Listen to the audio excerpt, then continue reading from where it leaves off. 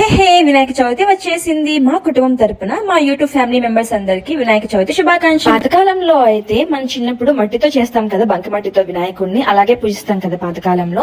కానీ ఈ new trend generation లో అయితే కెమికల్స్ కలర్స్ యూజ్ చేసిన గణపతిని చేస్తున్నారనమాట. సో మీకు వీలైనంత వరకు మట్టితో తయారు చేసిన గణపతిని పూజించండి ఫెస్టివల్. మేమైతే ఈ ఫెస్టివల్ కి ఎకో ఫ్రెండ్లీ గణపతిని తెచ్చేసాం.